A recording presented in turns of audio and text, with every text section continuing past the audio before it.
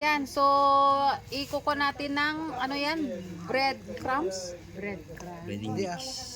Ah, anong tawag dyan? Breading mix, auntie. Ha? Breading mix po. Breading mix?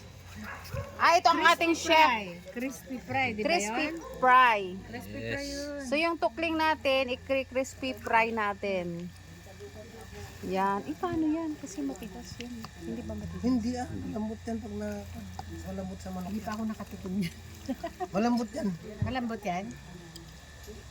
Tapos i-deep fry. Pwede deep fry, kailangan daming mantika. Kasi dito tayo makakatikim ngayon ng ano, magkakatikiman na tayo ngayon dito. Deep fry mo yan. Parang ano. Sa pudok, marami yan. Pero ano, maluluto talaga yan. Opo. Kasi, Most man is Breading crispy. jay pudok damin, lagi ang tibang bangkag, isuti papapanan talaga, ataluin Yan. yung nakataltab. Okay. Okay, so ano na tayo, deep fry na tayo ngayon. Oh, di ba? Mainit. Mainit siya, mga kapatid. Wala kaming ulam ngayon eh. Uulamin namin itong deep fry na tukling. Tukling. Tukling, ang pangalan nito sa ano is tuknining. Ay, iba din. Iba din. Ano yun yung anak? Ah, tukneneng. Tukneneng ito kasi anak na babae. Pag ano, yung nanay niya tuknanang, ganun.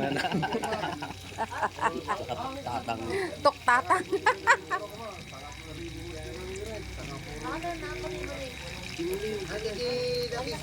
Dito natin matitikman ngayon kung ano ang lasa ng tukneneng. Kala ko Wala na, ang daming sabaw. Ang daming sabaw. Magsabaw na naman. Pwede rin yan. Mabuti marunong ka magluto. Ay, alam mo. Anak ko yan eh. Anak mo, Angel. Yan, tinuturuan ko ng pagluluto para sa bahay. Ilan ang anak mo, Angel? Ilan ang anak mo? Sa original. Oh my! Original saka number 1, parehas lang. Ah, original sa number 1. Apat. Three boys, Wala kang local, walang local. Puro original. original. Okay. Got it.